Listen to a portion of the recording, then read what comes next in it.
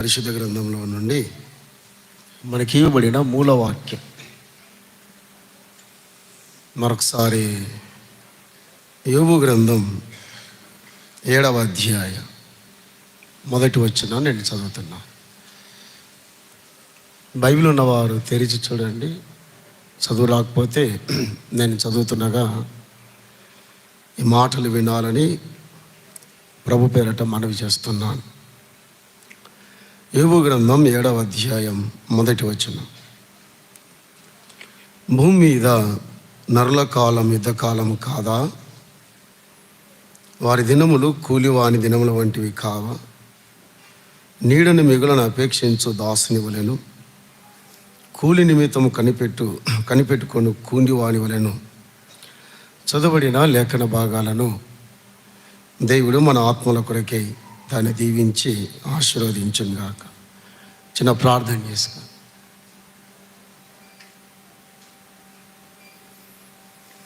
పరిశుద్ధుడైన మా తండ్రి, పరలోకమందున్న ప్రియ ప్రభువా, ఈ మధ్యాహ్న వేళ మీకు స్తోత్రాలు స్తుతులు చెల్లిస్తున్నాం. ఉదయకాల ప్రారంభంలో మీరు అనుగ్రహించిన సహాయం కొరకై స్తుతిస్తున్నాం. ఈ మధ్యాహ్న వేళ తిరిగి కూడి ఉండగా ఈ కోడికను అలంకరించండి తండ్రి. మా మధ్యలో మీ కుమారుడైన యేసుక్రీస్తుని మీరు విశేషంగా హెచ్చించి గణపరచండి. ప్రభువా, మీరు మాతో మాట్లాడండి.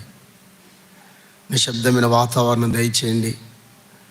ఎవరు అల్లరి చేయకుండా నీ వాక్యం పట్ల శ్రద్ధ కలుగుటకు వారికి మంచి మనసు దయచేయండి. మీ వాక్య వెలుగులో మమ్మల్ని దర్శించమని మా రక్షకుడు మీ కుమారుడైన యేసుక్రీస్తు నామములో స్తుతించి అడిగి వేడుకుంటున్నా మా తండ్రి, ఆమేన్. ప్రభునందు సోదర సోదరిలారా, ఉదయకాల మార్నింగ్ సెక్షన్లో యోబు తాను యుద్ధంలో ఉన్నాడని, యుద్ధ పోరాటంలో ఉన్నాడని ముగ్గురు దేవుని దాసుల ద్వారా మనకిచ్చిన వర్తమానాలను బట్టి మనం ఎంత జాగ్రత్తగా ఉండాలనో మరొకసారి దేవుడు మనతో మాట్లాడాడు. యుద్ధరంగంలో ఉన్న వ్యక్తి పొరపాటు చేస్తే అతడు సేవకుడైనా, సంఘ పెద్ద అయినా, విశ్వాస అయినా దేవుడు దండిస్తాడు తన టైం వచ్చినప్పుడని మనం విన్నాం. చాలామంది సేవకులను ఇప్పటికే దేవుడు దండిస్తూనే ఉన్నాడు. రైట్.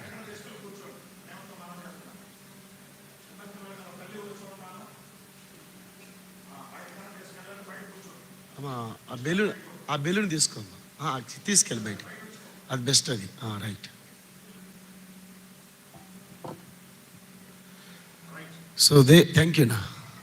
దేవుడు దండిస్తాడని తేటగా మనం విన్నాం. ఆ దండన చాలా తీవ్రంగా ఉంటుందని కూడా దేవుడు తెలియజేశాడు. రెండవది, దేవుడు ఆటంకపరుస్తాడు. పరిస్థితులను మనకు అనుకూలపరచడానికి గర్వించకుండా, అతిశయపడకుండా, మనం ఎక్కడ కూడా దేవుని నామానికి అవమానం తీసుకురాకూడదని దేవుడే కొన్నిసార్లు సాతానికి పర్మిట్ చేశాడు. ఇందాక మనం విన్నాం మొదటి అధ్యాయంలో అపవాది సాతాను దేవుని పర్మిషన్, అనుమతి తీసుకొని సో యోబుని ఎలాగా దాడి చేసిందో మనం విన్నాం.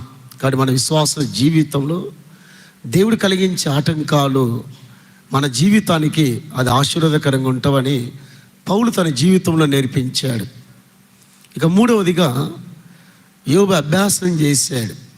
ముగ్గురు శత్రువులు మనం విన్న ముగ్గురు దాసుల ద్వారా, తిరిగి వాటికి చెప్పట్లేదు. కానీ ఈ మధ్యాహ్నం వేళ ఈ వచనాన్ని ఆధారం చేసుకొని నరుల కాలం భూమి మీద యుద్ధకాలము కాదా అన్నాడు.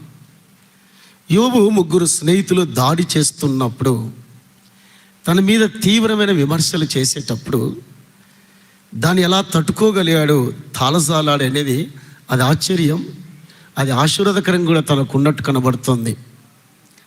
కానీ ఈ యుద్ధం ఎక్కడ ప్రారంభమైంది? ఈ భూమి మీద నరుల కాలం యుద్ధము కాలం కాదా అన్నాడు. కాబట్టి యుద్ధం ఎక్కడ ప్రారంభమైంది? ఎవరు ప్రారంభించారు, ఎలాగ యుద్ధం చేశారు, ఎలాగ విజయాన్ని సాధించారు. ఈ యుద్ధంలో నీవు నేను ఉన్నానని మర్చిపోకూడదు. ఒకవేళ మీరు యుద్ధంలో లేరు అంటే ఇక్కడ నుంచి వెళ్ళిపోవచ్చు. మీరు ఈ వాక్యం మీకు అక్కర్లేదు. ఐ థింక్ సో, అక్కర్లేదు. ప్రతి విశ్వాసి నేను యుద్ధ రంగంలో ఉన్నాను, యుద్ధ పోరాటంలో ఉన్నాను అని గ్రహిస్తే కూర్చుంటే దేవుడు మీతో మాట్లాడతాడు, నాతో మాట్లాడతాడు. ఏదో సరదా కోసం రావడం, లేదా ఫలానా వారు బాగు చెప్పారని మార్కులు వేయడానికి కోసం వస్తే ఈ వచనం మీకు ఏం అర్థం కాదు. ఈ ప్రసంగాలు విని కూడా వ్యర్థం అవుతాయి. ప్రతి విశ్వాసి యుద్ధ రంగంలో ఉన్నాడు అని గ్రహిస్తే దేవుడు నేరుగా నీతోనే మాట్లాడతాడు. సరే, యుద్ధం ఎక్కడ ప్రారంభమైంది, యోబు ఎక్కడి నుండి మాట్లాడుతున్నాడు అని పరిశీలిస్తే ఆదికాండం మనం ఎరిగిన ఆ భాగాన్ని చదివి అందులో కొన్ని సత్యాలు నేర్చుకొని తిరిగి యోబు దగ్గరికే మనం వద్దాం. 14వ అధ్యాయం, ఆదికాండం 14వ అధ్యాయం 14 వచనం చదువుదాం. ఎవరైనా సాయకరంగా. చెరపట్టబడని విని తన ఇంట పుట్టి అలవర్చబడిన 310 నిమిషాలు వెంట పెట్టుకొని దాను మటుకు ఆ రాజులను తరిమేను. రైట్, థ్యాంక్ యూ అన్న. సో బైబిల్ పండితులు ఇచ్చే స్టేట్మెంట్ ఏమిటంటే, అమ్మ మీరు మాట్లాడొద్దనమ్మా, నాకు మార్నింగ్ ఇలాగనే డిస్టర్బెన్స్గా ఉంది, ఇప్పుడు అలాగే ఉంది. నాకు మార్నింగ్ కూడా చాలా ఇబ్బంది పడ్డా మీతో. నేను యాక్చువల్గా సభలో నేను నిలబడితే కొత్తగా వచ్చాక భయపడుతున్నా మీ దెబ్బకి. నేను నాకు తాట తీస్తాను. నేను నా సంగతి మీకు తెలియదు. ఇలా నెలకు పిల్లలు రావడం పోవడం జరగదు సభలో నేను నిలబడితే. ఫస్ట్ టైం వచ్చా కాబట్టి సామిలను చూసి భయపడుతున్నాయేమో అని అనుకుంటాడేమో అని చాలా నిశ్శబ్దంగా ఉండాలి. దేవుడు మన మధ్యలో ఉన్నాడు అంటే ఎంత భయము భక్తిగా ఉండాలి. అసలు మనం ఎందుకు వచ్చాము? ఇదేమి గుణదల తిరణాల కాదు. ఏడబడితే కూర్చోవడం, ఏడబడితే మాట్లాడడం తిరణాల కాదు. ఇది దేవుని సన్నిధి. ఇది ఏ సన్నిధి? ఇది దేవుడు ఉన్నాడనే భయం ఉండాలి బయట ఉన్న వాళ్ళకి, లోపల ఉన్న వాళ్ళకి. అటు చూడడం ఇటు చూడడం కాదు. ఇది గుణదల తిరణాలు అయితే ఎటు పడితే కూర్చుంటారు, ఎటు పడితే మాట్లాడతాడు. గుణదల తిరణాలు అంతే, గుడివాడ తిరణాలు అంతే, కాకర్ల తిరణాలు అంతే. కాబట్టి వాక్యం జాగ్రత్తగా విన్నాం. ఆదికాండం 14వ అధ్యాయంలో భూమి మీద జరిగిన మొట్టమొదటి యుద్ధం అని బైబిల్ పండితులు తెలియజేశారు. మరి ఆదికాండం 3వ అధ్యాయంలో యుద్ధం జరిగింది కదా అంటే ఆదాము యుద్ధం చేయలేదు. అక్కడ ఆదాము మోసగింపబడ్డాడు అపవాది చేత. అపవాది ఉరిలో పడ్డాడు, అపవాది యొక్క పాపములో పడ్డాడు. కానీ ఆదికాండం 14వ అధ్యాయంలో భూమి మీద ప్రారంభమైన మొట్టమొదటి యుద్ధం అబ్రహాముతో ప్రారంభమైంది. అబ్రహాము జీవితంలో ఎన్నడూ యుద్ధం చేసిన వాడు కాదు, ఎన్నడూ యుద్ధం చేసిన వాడు కాదు. పైగా యుద్ధశాలని కూడా బైబిల్ రాయబడలేదు, యుద్ధ వీరుడని రాయబడలేదు. బట్ ఈ వచనం ఆధారం చేసుకుంటే అబ్రహాము యుద్ధ వీరుడని రాయబడినది. సో అబ్రహాము యొక్క యుద్ధాన్ని గురించి ఒక 5 లేక 6 సంగతులు చెప్పి నేను ముగిస్తాను. సో అబ్రహాము జీవించిన దినాలలోనే యోబు జీవించాడని బైబిల్ పండితుల అభిప్రాయం. సరిగా ఇద్దరి వయసు మీరు లెక్క వేస్తే, అబ్రహాం వయసు యోబు వయసు లెక్క వేస్తే వారిద్దరు సమకాలికులు. ఒకరినొకరు చూసుకున్న వ్యక్తులు, ఒకరికొకరు పరిచయం చేసుకున్న వ్యక్తులు. ఇద్దరు కూడా ఒకే ప్రాంతానికి చెందినవారు. అరేబియా ప్రాంతానికి చెందినవాడు యోబు అయితే జస్ట్ దాని పైన ఇరాకులో ఉండేవాడు అబ్రహాము. దరిదాపు దగ్గరలో ఉన్నవారు, దరిదాపు సమకాలికులు. ఇద్దరు చూసుకున్నవారు యోబు అయిన అబ్రహాం అయిన. జల ప్రళయం తర్వాత ఇద్దరున్నవారు.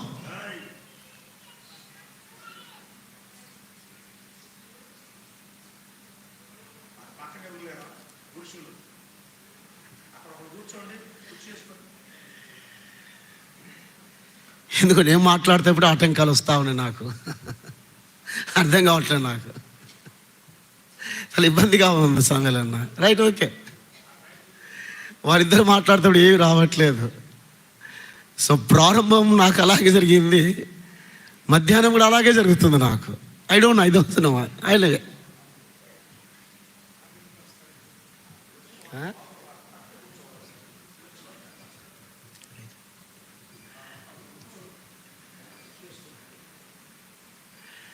సో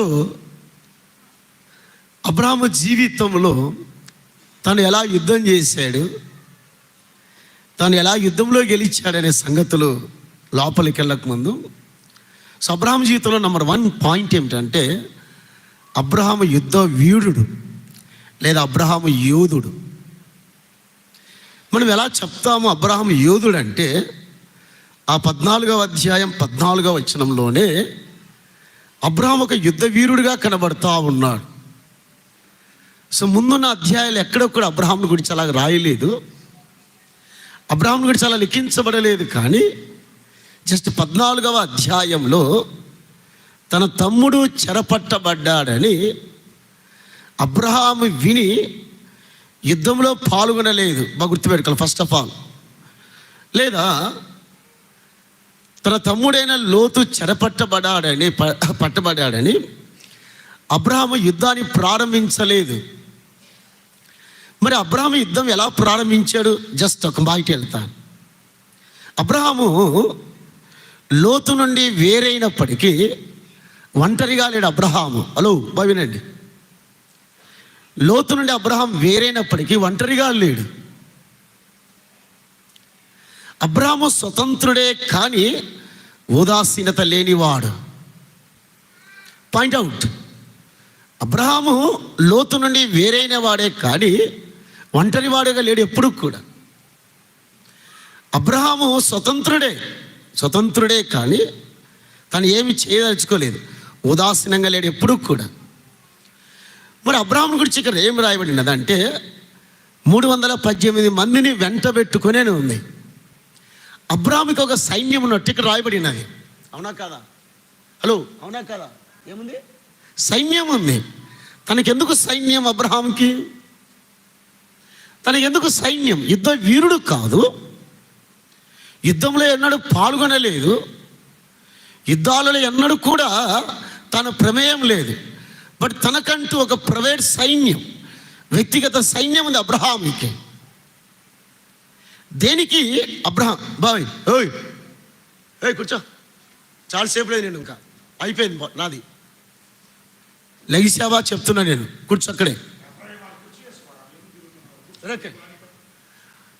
వినండి సోదరులారా,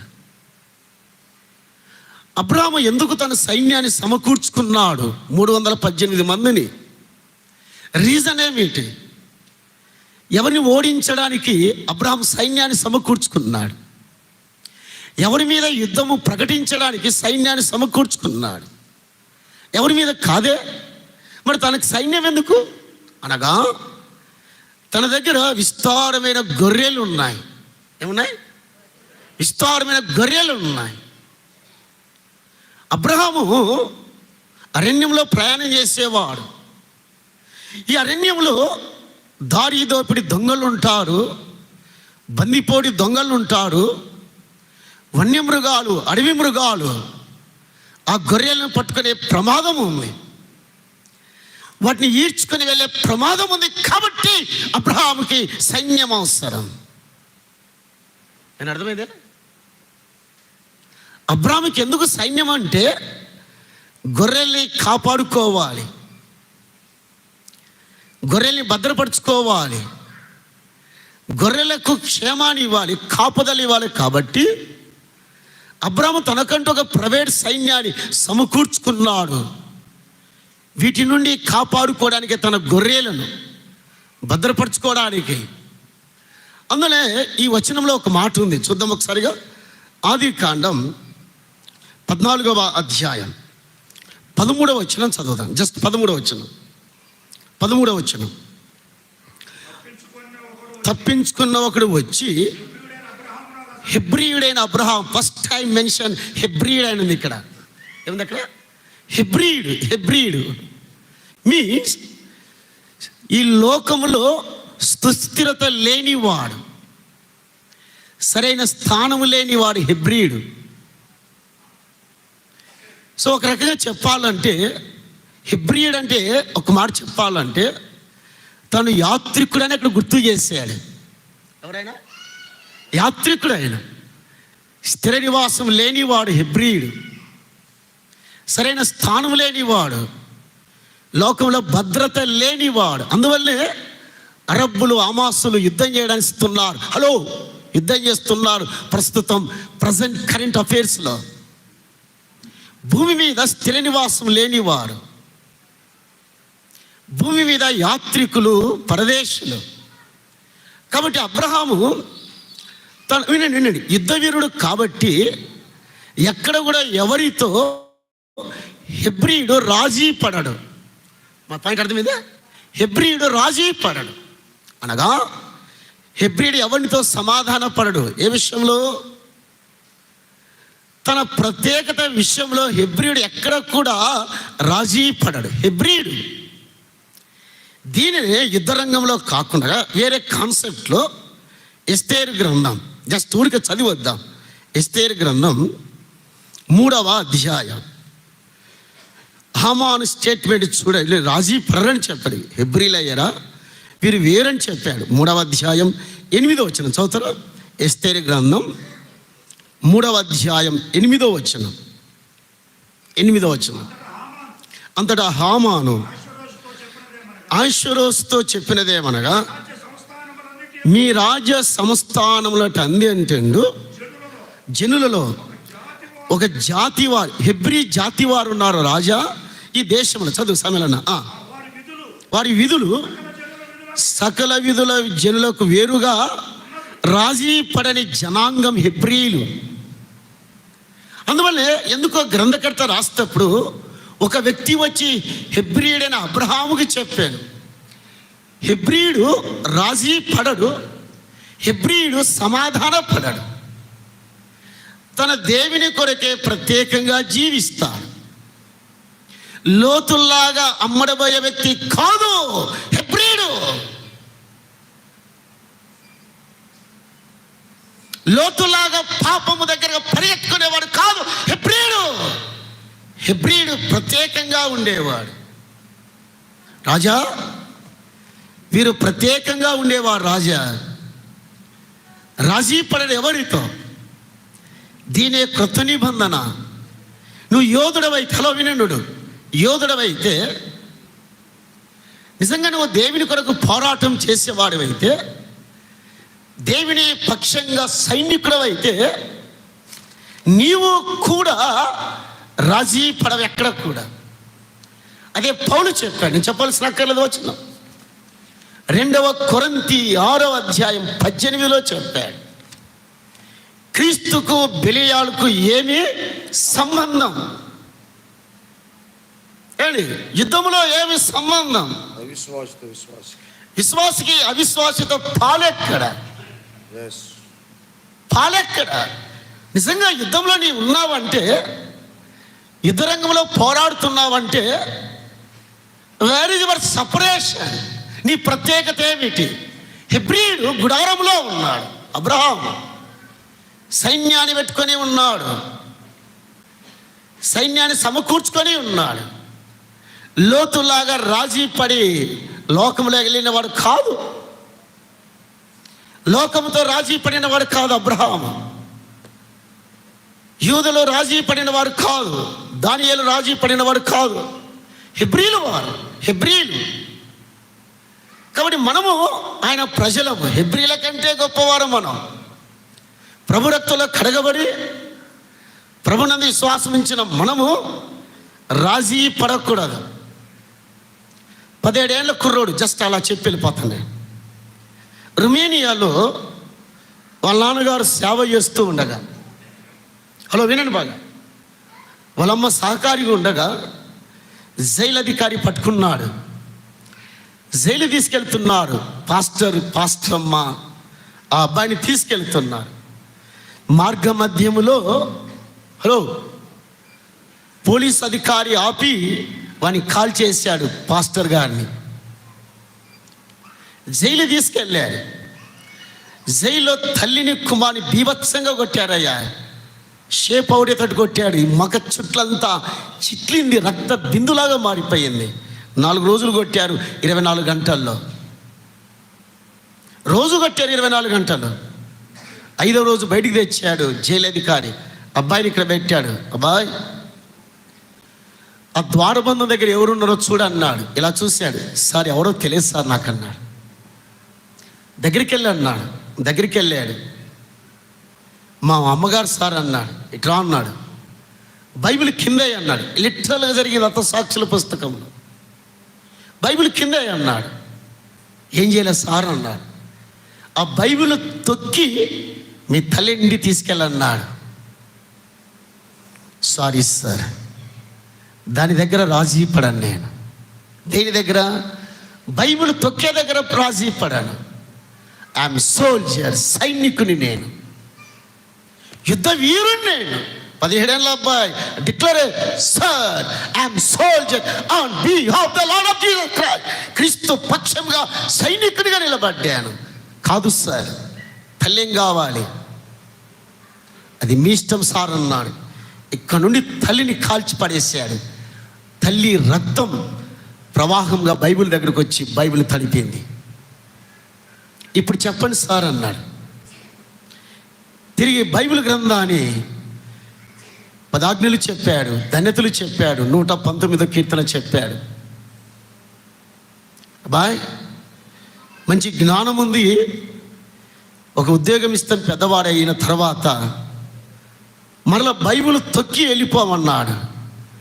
సారీ సార్, రాజీ పడటం కుదరదు నా జీవితంలో. సైనికునికి ఉండవలసిన ధైర్యం, శక్తి అదే అండి. రాజీ పడకూడదు.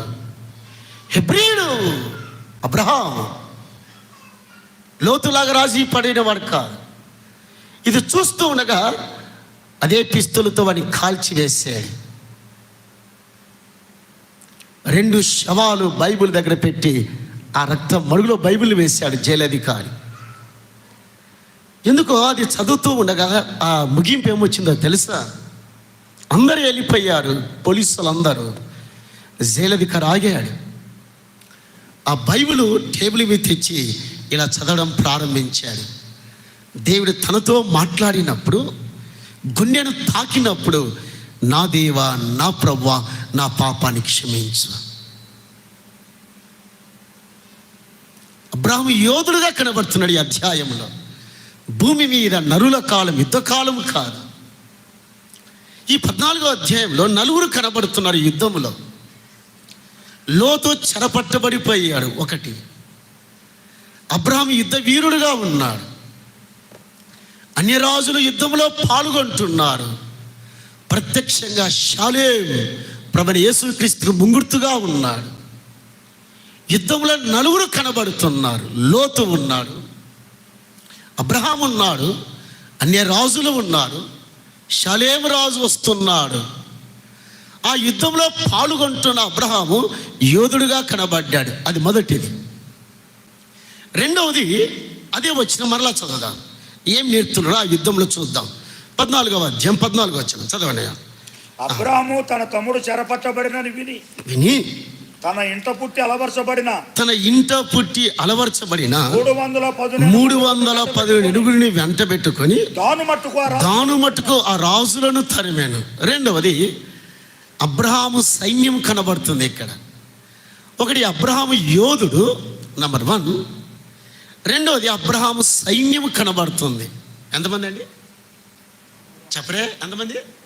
318 మందిని వెంట పెట్టుకొని. యాక్చువల్గా అబ్రహాము శాంతి కాముకుడైన, ఒక రకంగా చెప్పాలంటే శాంతి దూతగా చెప్పాడు బైబిల్ పండితులు. బట్ అబ్రహాము ఇక్కడ యుద్ధానికి సిద్ధపడుతున్నాడు. అలా వినండి బాగా, యుద్ధానికి సిద్ధపడుతున్నాడు. ఈ యుద్ధంలో అబ్రహాము ఏమండి తన సొంత మెప్పు కోసం వెళ్ళట్లేదు. హలో భావినాలా, సొంత మెప్పు కోసం కాదు, పేరు ప్రఖ్యాతుల కొరకు అబ్రహాం యుద్ధం చేయట్లేదు. చాలామంది యుద్ధాలు చేస్తారు. దేని కొరకు? పేరు ప్రఖ్యాతి కొరకు. ఇదే ఆదికాండం 11వ అధ్యాయంలో బాబేలు కట్టారు, శిఖరాన్ని కట్టారు. దేనికోసం? దేనికోసం చెప్పరే? దేనికోసం? పేరు కోసం. ఈరోజు సేవ పేరు కోసం. హలో, సమావేశాలు పేరు కోసం. నో, అబ్రాహాము అలా వెళ్ళలేదు. తన స్వనీతి కొరకు వెళ్ళలేదు, స్వార్థం కొరకు వెళ్ళలేదు. అబ్రహాము పేరు సంపాదిద్దామని వెళ్ళలేదు. అబ్రహాము మరి అబ్రహాము ఎందుకు వెళ్ళాడు? అక్కడే చెప్పబడింది. చూడు, 14వ అధ్యాయం 14 వచ్చింది, చదవనే. 14 అబ్రహాము తన తమ్ముడైన లోతు చెరపట్టబడనని విని, అక్కడ నిలబడతా కాసేపులో. అబ్రహాము లోతుని ప్రేమిస్తున్నాడు కాబట్టి యుద్ధములో సహాయం చేయడానికి లోతు కోసం యుద్ధంలో పాల్గొన్నాడు. అర్థమైందా? మళ్ళా చెప్తున్నాను, అబ్రహాము లోతుని ప్రేమిస్తున్నాడు కాబట్టి లోతుకు సహాయం చేయడానికి, ఎవరికి? పేరు కోసం కాదు, లోతుకు సహాయం చేయడానికి వెళ్ళాడు. అలాగైతే తనతో వెంట వెళుతున్న ఈ ప్రజలు వారు ఎవరు? అబ్రహాము సైన్యం ఎవరు? మళ్ళా చూద్దాం అక్కడే. మళ్ళీ 14. అబ్రహాము తన తమ్ముడైన చెరపట్టబడని విని తన ఇంట పుట్టి, అక్కడ ఆగుతున్నాను. అబ్రహాము సైన్యము ఇంట పుట్టిన వారు. ఎక్కడ పుట్టినవారు? అందరూ చెప్పండి, ఎక్కడ పుట్టినవారు? ఎవరింట్లో? అబ్రహాం ఇంట్లో పుట్టారు వారు.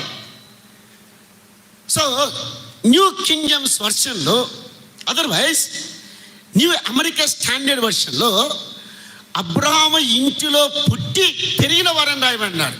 They were brought and brought up in the family of Abraham. ఈ యుద్ధంలో పాల్గొనాలంటే ఇంట పుట్టిన ఉండాలా. ఎవరింట్లో?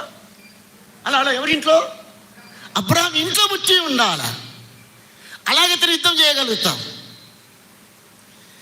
అలాగైతే యుద్ధంలో పాల్గొంటాం మనం. అలాగైతే క్రొత్త నిబంధనలో అబ్రహాం ఇంటిలో పుట్టిన వారు, అబ్రహాం ఇంటిలో పెరిగిన వారు. ఇదే మాట యుద్ధరంగాన్ని గురించి చెప్తూ, బట్ కాన్సెప్ట్గా ఏం చెప్పాడో చూద్దాం. యోహాను రాసిన మొదటి పత్రిక తెలిసిన వచనం 5వ అధ్యాయం 4వ వచనం చదువుదాం. దేవుని మూలముగా పుట్టిన వారు. దట్స్ సేమ్ అదే మాటే. ఎవరి మూలంగా? దేవుని మూలముగా పుట్టిన వారందరూ అన్నారు. అందరూ అని చెప్పాడు. వినండి వినండి బాగా. మనమందరము ఆదాము మూలంగా పుట్టిన వారు. మనం ఎరుగుదు మా సంగతి. ఆదాము యొక్క స్వభావాన్ని ధరించి బయటకు వచ్చాం. మన మొదటి ఆదాము యుద్ధంలో ఓడిపోయాడని వెంకటత్వమని మనకు చెప్పాడు. బాధ్యత ఓడిపోయాడు. పాపాన్ని బట్టి ఓడిపోయాడు, తిరుగుబాటుని బట్టి ఓడిపోయాడు, అవిధేయతను బట్టి ఓడిపోయాడు అబ్రహాము. బట్ కడపటి ఆదామైన మన ప్రభువైన యేసుక్రీస్తు మనకు తెలిసిన భాగం. సిలువలో రక్తధారలు చిందించి ఘోర శిక్షను అనుభవించి సమాధి చేయబడి తిరిగి లేచి ఇద్దరిని ఓడించాడు. అపవాదిని ఓడించాడు.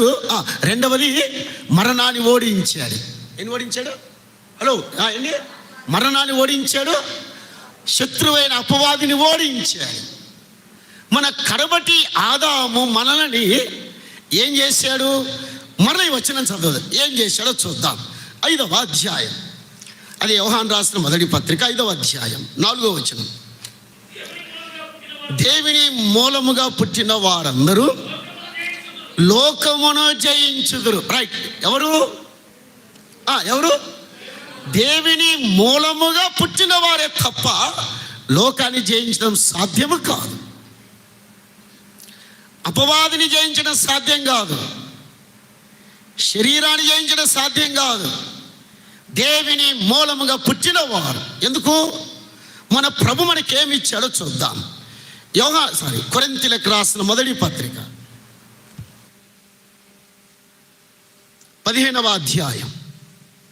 ఆయన మరణాన్ని ఓడించి ఆ మరణం మీద విజయాన్ని సాధించిన తర్వాత ప్రభు ఏమన్నాడో చూద్దాం. 15వ అధ్యాయం 57వ వచనం చదువున్నాను. 57వ వచనం. అయినను మన ప్రభు అయిన యేసు క్రీస్తు మూలముగా మనకు జయము అనుగ్రహించుచున్న మన ప్రభువు జయాన్నిచ్చాడు. మనకు జయములో పాలు పొందుటకు అనుగ్రహించాడు. మన విజయంలో అంటే ఆయన విజయాన్ని సాధించాడు కాబట్టి ఆ విజయంలో మనం పాలి భాగస్తున్నాం. ఏ విషయంలో? హలో, ఏ విషయంలో? యేసుక్రీస్తు మరణాన్ని, అపవాదిని ఓడించాడు. విజయ వీరుడై ఆయన పరలోకానికి వెళ్ళారు కాబట్టి ఇప్పుడు దేవుని మూలముగా పుట్టిన వారందరూ ఏం చేస్తారు? హలో, ఎవరిని? లోకాన్ని జయిస్తారు, లోకాన్ని ఓడిస్తారు. కానీ మన విశ్వాస విజయం ఏమిటంటే దేవుని మూలముగా పుట్టిన వారు. అలాగైతే అబ్రహాము సైన్యం యుద్ధములో పాల్గొనడానికి ఉన్న అర్హత ఏమిటంటే అబ్రహాం ఇంటిలో పుట్టినవారు. ఎవరింట్లో? అబ్రహాం ఇంటిలో పుట్టినవారు. లోతింట్లో కాదు. హలో, లోతింట్లో కాదు, అబ్రహాం ఇంట్లో పుట్టారు. నువ్వు ఎక్కడ పుట్టావు? అసలు పుట్టావనే స్పర్శ నీకు లేదు. కారణం యుద్ధంలో నువ్వు లేవు కాబట్టి. నువ్వు యుద్ధంలో ఉంటేగాన దేవుడు నన్ను విజయంలో పాలిభాగస్తులు చేశాడు కాబట్టి నేను కూడా దేవుని పక్షంగా యుద్ధము చేయాలనే ఒక విధానానికి వస్తా, ఒక పద్ధతికి వస్తా. కానీ మొదటిదిగా అబ్రహాము యోధుడు, అబ్రహాము సైన్యం అనే ఇంటిలో ఉంచినవాడు. రెండోదిగా చూస్తా, రెండోది అక్కడే ఆదికాండం 14వ అధ్యాయం 14వ వచనం. అబ్రహాము తన తమ్ముడు చెరపట్టనని తన ఇంట పుట్టి అలవర్చబడిన 300 మందిని వెంట పెట్టుకుని దాను మట్టుకు ఆ రాజులను తరిమేడు. రెండోదిగా అక్కడే మళ్ళా అబ్రహాము యొక్క సైన్యం యొక్క ఆయుధాలు. యుద్ధానికి వెళ్ళే వ్యక్తి చేతిలో ఏముండాలండి? అందరూ చెప్పండి, అందరూ ఏముండాలి? చాలా మంది యుద్ధంలో పాల్గొంటారు కానీ ఏమి లేదు, ఆయుధాలు. అబ్రహాం తెలియదు కాదండి. 318 మందికి ఆయుధాలు ఇచ్చాడు, బలమైన ఆయుధాలు ఇచ్చాడు, శక్తిగల ఆయుధాలు ఇచ్చాడు, శక్తిగల ఆయుధాలు ఇచ్చాడు. కాబట్టి మనం ఎరిగినట్టుగా ప్రతి విశ్వాసి ఈ యుద్ధ రంగంలో ఉన్నప్పుడు, ఆత్మీయ పోరాటంలో, ఆత్మ యుద్ధంలో ఉన్నప్పుడు ప్రతి విశ్వాసి మనం ఎరిగినట్టుగా ఎఫెసీ పత్రిక 6వ అధ్యాయం 10 నుండి 18 వరకు చదవాల్సిన అక్కర్లేదు. దేవుడిచ్చు సర్వాంగ కవచమును ధరించుకొనిడి. ఏ కవచాన్ని? హలో, ఏ కవచాన్ని? దేవుడిచ్చే సర్వాంగ కవచాన్ని ధరించుకొని ఆత్మ ఆయుధాలు కలిగి ఉండాలా. ఏ ఆయుధాలు? అది ఇంపార్టెంట్. మళ్ళా దేవుడిచ్చే సర్వాంగ కవచం, the whole armour, put on the whole armour. Not only that, ఆత్మ అనుగ్రహించే శక్తి గల ఆయుధాలు ఉండాలి. దీన్ని పౌలు ఎలా చెప్పాడు? మనందరం పెరిగింది అసత్యం, జస్ట్ ఉడికా. పౌలు ఎలా చెప్పాడు? కొరింథీయులకు రాసిన మొదటి పత్రిక.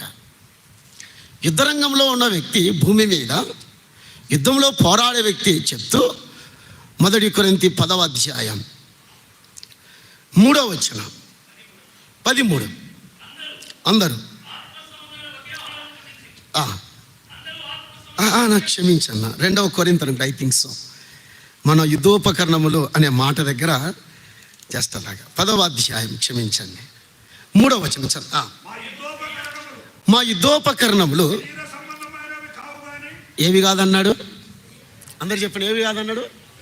ఈరోజు విశ్వాసులు ఏ ఆయుధాలు ధరించారు చెప్పరే? అసలు మీరు ధరించారనే స్పర్శ ఉంది యాక్చువల్గా. హలో, మన యుద్ధంలో ఉన్నామంటే ఏం వేసుకోవాలి? దేవుడిచ్చే సర్వాంగ కవచము ధరించుకొని ఆత్మ ఆయుధాలు కలిగి పోరాడాలి. పౌలు కొరింథీ విశ్వాసులకు రాస్తాలో మీలో పోరాటాలు, కలహాలు ఉన్నాయి, పోరాడుతున్నారు. ఒకడేమో పెత్తనం కోసం పోరాటం యుద్ధం చేస్తున్నాడు, ఇంకోడేమో వర్గాల కోసం పోరాడుతున్నాడు. జోసఫ్ వర్గం, ప్రకాశ్ వర్గంలో పోరాడుతున్నాడు. ఇలా పోరాటం ఇది ఎవరిది? హలో, ఎవరిది చెప్పరే? ఎవరిదండి? కొరింథీలో ఉన్న విశ్వాసుల అవిశ్వాసులు అందరూ ఎవరు? వాళ్ళు విశ్వాసుల అవిశ్వాసుల. మరి వారి మధ్య ఏముంది? పోరాటం ఉంది. ఏ పోరాటం? శరీర సంబంధమైన పోరాటం. శరీరులు వారు. పౌలు అన్నాడు, పౌలు వారు మాట్లాడితే శరీర సంబంధులు వారు ఆత్మ సంబంధం ఎన్నడూ కలదు. They never not at all spiritual batting in the field of God. దేవుడి యుద్ధ వీరులుగా ఉండాలంటే ఆత్మ పోరాటులుగా ఉండాలి. బట్ దే నెవర్, వారి శరీర సంబంధులు. అందులో పౌలు అన్నాడు, మా యుద్ధోపకరణములు ఏవి కాదు, శరీర సంబంధనాయి. నేను వింటాను, ఒక మాట అడుగుతాను. ఎందుకు ఈరోజు విశ్వాసులు ఓడిపోతున్నారు? కాజు ఏంటి?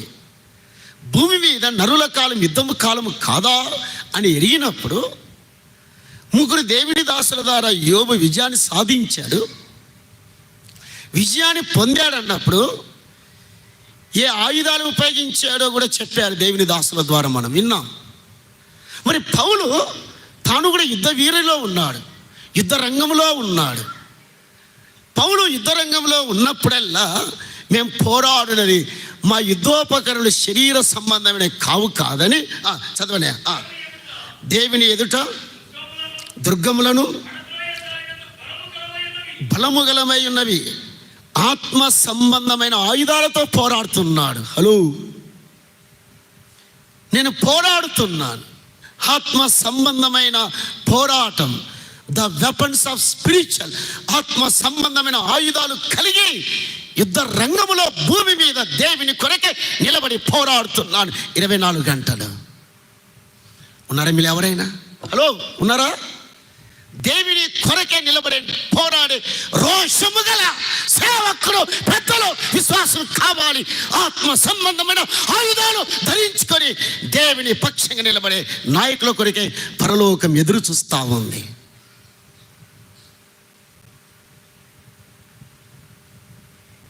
పరలోకం కనిపెట్టుకొని ఉంది. యుద్ధములో నవ్వేవారు గెలవలేరు ఎప్పుడు కూడా. సిగ్గుచేటు. They are not in the battle field. యుద్ధ రంగంలో వారు లేరు, కాలక్షేపం కోసం వచ్చిన వారు ఉన్నారు. పౌలు పోరాడుతున్నాడు. అందువల్ల ఈ ఆయుధాలు ఎలా ఉపయోగించాలంటే పరిశుద్ధాత్మని యొక్క శక్తి ద్వారా ఆయుధాలు ఉపయోగించాలి. ఎవరి ద్వారా? పరిశుద్ధాత్మని శక్తి ద్వారా. నీ సొంత ప్రయత్నం ద్వారా కాదు, నీ సొంత ఆలోచనలకు కాదు. అపోస్తులు ఎలా ఉపయోగించారు యుద్ధ రంగంలో ఆయుధాలు అంటే 2 ఆయుధాలు చెప్పారు. ఏ ఆయుధాలు? అపోస్తుల కార్యం. ఎలా ఉపయోగించారు? సమస్య వచ్చినప్పుడు లేదా పరిస్థితులు అననుకూలంగా ఉన్నప్పుడు సంఘం 2గా విడిపోకూడదు, సంఘం పతనము కాకూడదు, సాతాను సంఘంలో ప్రవేశించకూడదు. అంటే వారు ఉపయోగించిన 2 ఆయుధాలు. అపోస్తుల కార్యం 6వ అధ్యాయం 4వ వచనం. అయితే మేము ప్రార్థన యందును వాక్య పరిచర్య యందు చాలు. ఏ ఆయుధాలు? ప్రార్థన యందును. అలా చెప్పండి, ఏ బయలు? పోరాటంలో ఏమి ఉపయోగించాలా? నీ సొంత జ్ఞానముగా తమ్ముడు. గుంటూరు సమావేశంలో సొంత జ్ఞానం కాదు, సొంత ఆలోచనలు కాదు. సమావేశంలో ప్రభుకి మహిమ రావాలి అంటే వరిచిన మాట చూడండి. సంఘం 2గా జట్లుగా విడిపోయే సందర్భ పోరాటం అది. ఆదిమ సంఘం అనేది 1000 మందిని విడగొట్టడానికి అపవాది పన్నాగంలో అపోస్తులు ఇరుకోలేదు. మా ఆయుధాలు 2 ఆయుధాలు, ఆత్మ ఆయుధాలు. 1 ప్రార్థన, 2వది వాక్య పరిచర్య. అందులో అబ్రహాము యోధుడుగా చూపించాడు. అధ్యాయంలో అబ్రహాము సైన్యాన్ని చూపించాడు, అబ్రహాము యొక్క ఆయుధాలు చూపించాడు. మరొక మాట అక్కడే ఆది కాండం 14వ అధ్యాయం 14వ వచనం. తన తమ్ముడు చెరపట్టబడనని విని తన ఇంట పుట్టి అలవరచబడిన, అక్కడ ఆగుదాం, అక్కడ రైట్ అండి. ఇంట పుట్టి అక్కడేముంది, రైట్. అబ్రహాము సైన్యం శిక్షణ పొందిన సైన్యం. ఏ సైన్యం? అందరు చెప్పండి, ఏ సైన్యం? ట్రైనింగ్ పొందారు. ఎవరింట్లో? అందరు చెప్పండి, ఎవరింట్లో? సో ఊరికి యుద్ధానికి వెళ్ళలేదు, వారికి యుద్ధానికి వెళ్ళలేదు, వారికి యుద్ధంలో పాల్గొనలేదు.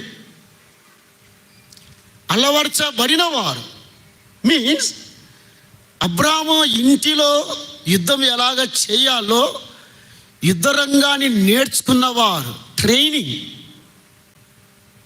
ఏ విశ్వాస అయినా యుద్ధ రంగంలో యుద్ధం చేయాలి అంటే, యుద్ధంలో పాల్గొనాలంటే ప్రతి విశ్వాసకి యుద్ధరంగ శిక్షణ ఉండాలి. దీని గురించి జస్ట్ ఆ గ్లిమ్స్గా మాట చెప్పిన మళ్ళీ వస్తాను. దావీదు ఒక మాట అన్నాడు యుద్ధరంగానికి వెళ్ళేటప్పుడు. ఈ మాట అన్నాడు, శిక్షణ గురించి చెప్తూ ఈ మాట అన్నాడు. మొదటి సమూయేలు గ్రంథం చాలా బాగుంది. మొదటి సమూయేలు గ్రంథం బైబిల్ ఉన్నవారు క్విక్గా చూడండి ఒకసారిగా. 17వ అధ్యాయం 38వ వచనం. 38వ వచనం. పిమ్మట సౌలు తన యుద్ధ వస్త్రములు దావీదునకు ధరింపచేసి రాగి శిరస్త్రాణం ఒకటి చేట్టి యుద్ధ కవచము దొడిగించను.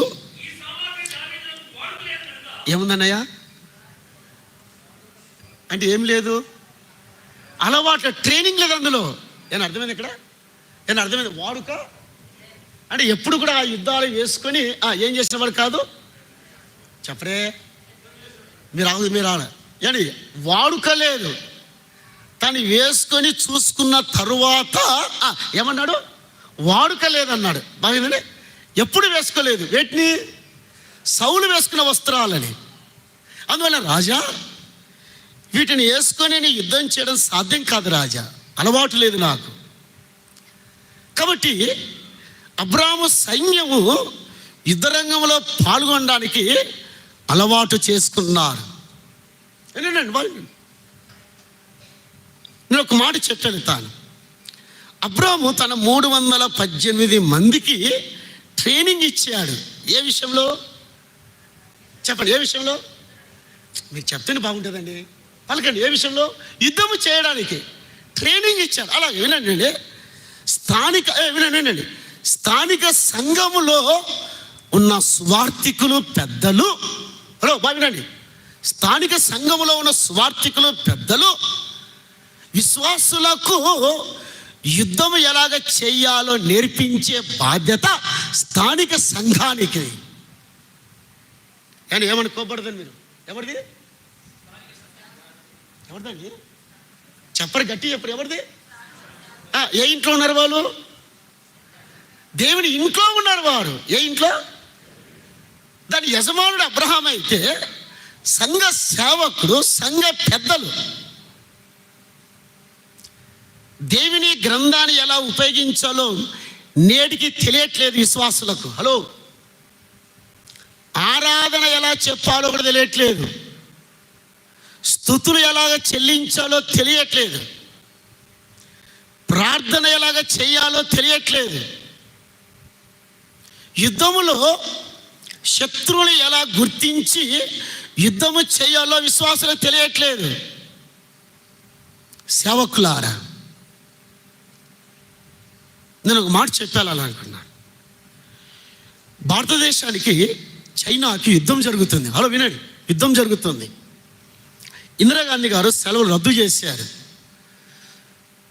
మీన పంజాబ్ రాష్ట్రంలో వినండి, అమృత్సర్లో బ్రిగేడియర్ జస్వంత్ సింగ్ గారు సెలవు రద్దు చేయబడినప్పుడు యుద్ధ సామాగ్రి అంటే బట్టలు సర్దుకొని ఏంటండి ఇంటి వాకిట బయట కాలు పెట్టాడు. తల్లిదండ్రులు ఇలా పిలిచారు, అబ్బాయి ఎక్కడికి ఇంత సడన్గా వెళుతున్నావు అంటే, వీజండి మా హిమాచల్ ప్రదేశ్లో చైనా దేశస్తులతో సైన్యులతో యుద్ధం జరుగుతుంది. ఇందిరాగాంధీ రమ్మన్నారు అన్నప్పుడు తల్లి అన్నది, రై యుద్ధంలో పాల్గొని కానీ నువ్వు ట్రైనింగ్ అయినావు కదా, శిక్షణ పొందావు కాబట్టి వీపులో బుల్లెట్ దిగితే నీ సమాధికి రానని చెప్పింది. హలో తల్లి, హలో వినండి, వాడు నవ్వేవాళ్ళరా, తల్లి కుమారునితో ఇచ్చిన మాట, యుద్ధములో వీపులో బుల్లెట్ దిగితే సమాధి దగ్గరికి నేను రానని చెప్పింది. అదండి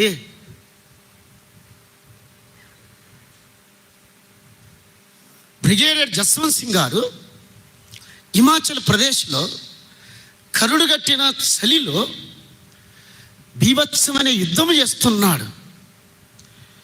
వేలాది మంది భారత సైనికులు చచ్చిపోయాడు, ఒక్కడే మిగిలాడు బ్రిగేడియర్ జస్వంత్ సింగ్ గారు. ఉన్నది ఒకే తుపాకీతో 300 మంది చైనా సైనికులను చంపి పాడేశాడు. మంచుగడ్డలో ఒక్కడే నిలబడ్డాడు. అదండి పోరాటం అంటే. తల్లి అన్నమాట, వీపులో బుల్లెట్ దిగితే సమాధి చేయమేమి. 300 మందిని చంపిన తర్వాత చైనా సైనికులు గుమికూడి ఉంటే ఇక గుండ్ల వర్షం కురిపిస్తారనే సందర్భంలో తన తుపాకీ తీసుకొని గుండెల్లో పేల్చుకొని చచ్చిపోయాడు. ఆయన తలను తీసుకెళ్లారు చైనా దేశానికి. భారతదేశ ప్రధానమంత్రి ఇందిరాగాంధీ మాట్లాడి భారతదేశాన్ని తిరిగి వచ్చింది. పరమవీర చక్ర ఇచ్చేటప్పుడు తల్లి అన్నది, అలాంటి సైనికుని కన్నందుకు ఒక తల్లిగా గర్విస్తున్నానే కానీ కన్నీరు రావట్లేదు అన్నది. అదండి యుద్ధం అంటే. యుద్ధములో అలవర్చబడిన వారు 318 మంది. ఒకవేళ ట్రైనింగ్ లేదనుకోండి, అలాగుండండి, ట్రైనింగ్ లేదనుకోండి, ఎన్ని మంచి ఆయుధాలు కలిగినప్పటికీ, ఆధునిక ఆయుధాలు, సాంకేతిక ఆయుధాలు, టెక్నాలజికల్ ఆయుధాలు కలిగినప్పటికీ వాటిలో ట్రైనింగ్ లేకపోతే యుద్ధములో ఎప్పుడు ఆ వ్యక్తి యుద్ధంలో జయించలేడు. కారణం యుద్ధంలో ట్రైనింగ్ లేదు కాబట్టి. కానీ ప్రతి విశ్వాసి యుద్ధ రంగంలో పాల్గొనాలి అంటే ఆ వ్యక్తి శిక్షణ పొంది ఉండాలి. అదే క్రొత్త నిబంధన చెప్తుంది. తిమోతికి రాసిన ఎరిగిన మాటే 2వ తిమోతి 3వ అధ్యాయం 16-17 వచనాలు. ఏ సన్నద్ధుడే మీన్స్ ఎక్విప్ అని అనుకున్నాండి. మీన్స్ తను తాను సన్నాహ యుద్ధుడై ఉండాలంట. ఎవరండి? ప్రతి విశ్వాసం ఎలా ఉండాలా? యుద్ధంలో పాల్గొనే సన్నిహితుడై ఉండాలా. రైట్, చాలు. ఇంకా అలాగే హెబ్రీలకు రాసిన పత్రిక, మన ప్రభు యుద్ధ వీరుడు మనకిచ్చిన మాట చూడండి. 13వ అధ్యాయం 20-21లో చివరి భాగం చదువునాను. చదువు. గొర్రెల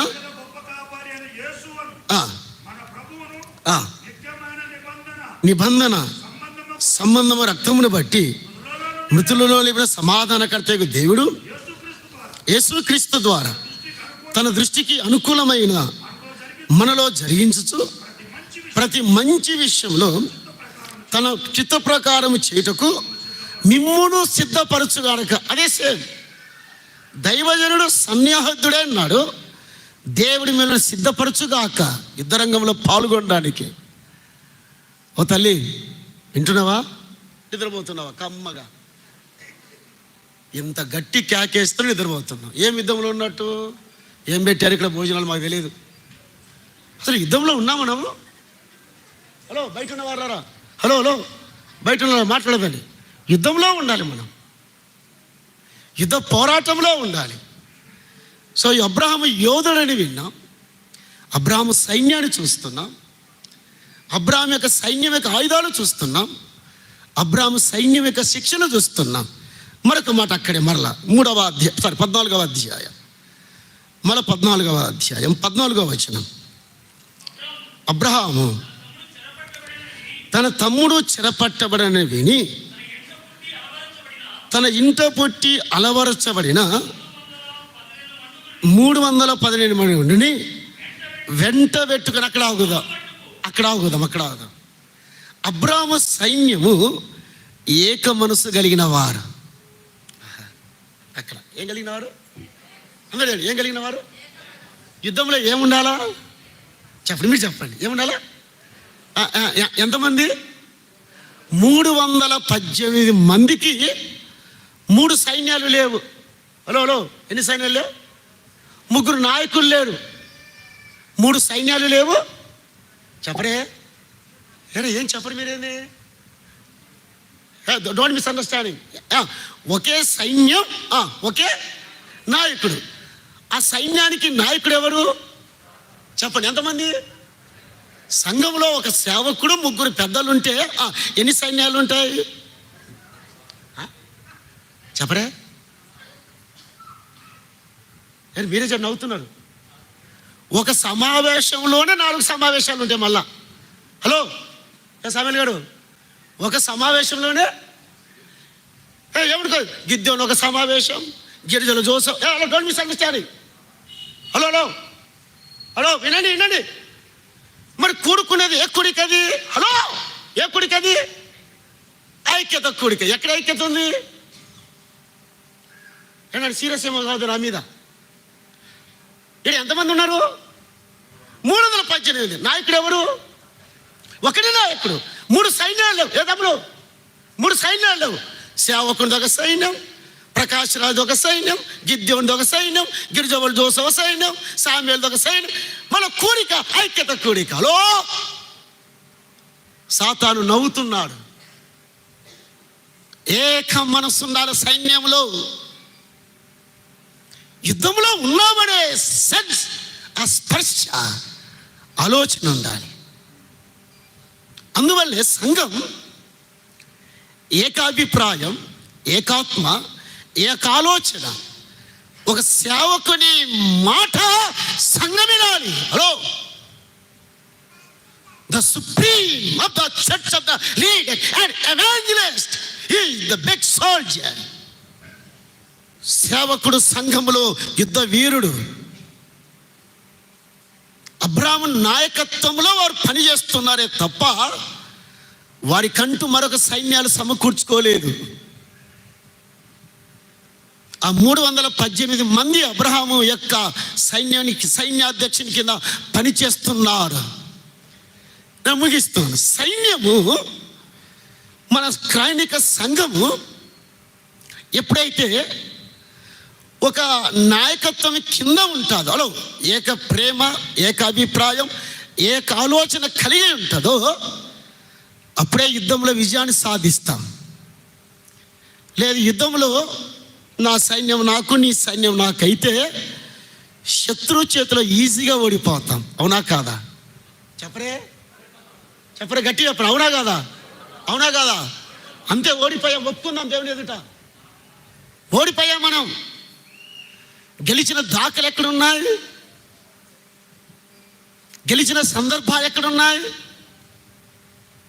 ఫలానా దగ్గర గెలిచాం మనం యుద్ధంలో అని చెప్పుకోవడానికి ఏదైనా దాఖలా ఉందా? గ్రిఫిత్ థామస్ అన్నట్టుగా, తమ్ముడు కిటి దగ్గర మాట్లాడదు. తమ్ముడు కిటి దగ్గర మాట్లాడదు. ఇది వాక్యం చెప్తున్నా. వినండి. గ్రిఫిత్ థామస్ ఒక మాట వినండి. ఈ ప్రపంచంలో ఈ బ్రదర్ అన్న వారు వివరించినట్టు ఎవరు వివరించలేరు. Number 1 point. నంబర్ 2 పాయింట్, ఈ ప్రపంచంలో బ్రదర్ అన్న వారు విడిపోయినట్టు వారికే సాటి అన్నాడు. వివరించటములో వారికి సాటి, వాక్యములో విడిపోవటములో కూడా వారికి సాటి. ఎవరు చెప్పరే? ఎవరు మనం ఎవరుము? మీరే చెప్తున్నారు. వివరించటంలో వారికి సాటి, విడిపోవటంలో వారికి సాటి. ఎందుకు? సైన్యంలో ఒక ఏకాభిప్రాయం లేదు. సైనికుడు ద్వంద్వ స్వభావం కలిగిన వాడు ఎప్పుడు విజయాన్ని సాధించలేడు. అవునా కదా? అందువల్లనే తిమోతి సైనికుడిగా యుద్ధంలో చేరేటప్పుడు యజమాని సంతోషపెట్టిన ప్రయత్నం చేయడు. తనకు అప్పగించిన పనిని నెరవేర్చడానికి ఇష్టపడతాడు. కానీ ఏక అభిప్రాయం కలిగిన సైన్యం ఇది, ఏక మనసు కలిగిన సైన్యం. చివరికి 2 మాటలు చెప్పి ముగిస్తున్నా, 4 అయిపోతే టైం. ఆదికాండం 14వ అధ్యాయం మళ్ళా 14వ వచనం. అబ్రహాం తన తమ్ముడు చెరపట్టాడని విని వెంట పెట్టుకొని దాను మట్టుకు వారిని తరిమెను. రాత్రి వేళ అతడు అతని దాసులను దానికి ఎదురుగా మనలో తీర్చి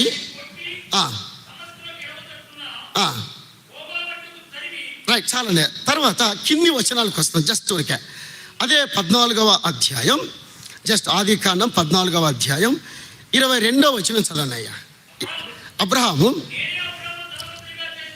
ధనవంతునిగా చేసి తినని నీవు చెప్పకున్నట్లు ఒక నూలు పోగైనను చెప్పుల వారైనను తీసుకునని ఆకాశమునకు భూమికిని సృష్టికర్త అయిన దేవుడైన యెహోవా ఎదుట ప్రమాణము. రైట్, నాయకుని మాట మీద ఆధారపడేవారు అండి. మరి నాయకుడు ఏ మాట అయితే చెప్పాడో అదే మాటకు వారు విధేయులే చెప్పారు. ఇది వద్దు అన్నప్పుడు అబ్రహాముతో ఏకీభవించిన సైన్యం అది. అబ్రహాముతో ఏక మనసు కలిగిన ఆలోచన కలిగి అబ్రహాము దేన్ని తృణీకరించాడో, దేన్ని విసర్జించాడో దానికి దూరంగా ఉన్నారు వీరు. సో 6వదిగా నాయకుని మాట విన్న సైన్యం. నాకు వద్దు అన్నాడు అబ్రహాము. అతనితో పాటు ఎంతమంది ఉన్నారు చెప్పండి? ఎంతమంది? 300. అతని మాటకు విలువ ఇచ్చారు. ఎవరి మాటకు? అబ్రహాం మాటకు విలువ ఇచ్చారు. ఇక చివరిగా అతని ఘనత కనబడుతుంది, అబ్రహాము ఘనత. అబ్రహాము వినండి, చివరికి 7వ పాదం. అబ్రహాము యుద్ధము చేసి తిరిగి వచ్చాడు. అలా వినండి, తిరిగి వచ్చాడు. కానీ లోతు ఎక్కడికి వెళ్ళాడు? నా పాఠం అయిపోయింది. అబ్రహాము తిరిగి వచ్చాడు తనున్న ప్రదేశానికి. లోతు ఎక్కడికి వెళ్ళాడు చెప్పరే? తిరిగి మళ్ళా సొదొమకి వెళ్ళాడు. ఈ బ్యాక్ తిరిగి మళ్ళా వెళ్ళాడు, మరలా వెళ్ళిపోయాడు. అవసరయ్యా దేవుడు ప్రేమించి కనికరించి లోతుని అక్కడి నుండి తీసుకురావడానికి ప్రయత్నించాడు. తన దాసుని అబ్రహాము దాని యుద్ధము చేసి యుద్ధరంగంలో పాల్గొని తన దాసుని కాపాడినా కూడా తిరిగి లోతు అదే పాపాన్ని ప్రేమించాడు, అదే పాపం దగ్గరికి వెళ్ళిపోయాడు. సిలువ రక్తధారలో కొనబడిన నీవు నేను, ఆయన చేత విమోచింపబడిన నీవు నేను యుద్ధ రంగములో ఉండకుండగా, యుద్ధ పోరాటంలో ఉండకుండగా లోతు లాంటి విశ్వాసులు తిరిగి అదే స్థానానికి వెళుతూ ఉన్నారు కదా, అదే ప్రదేశానికి వెళుతున్నారు.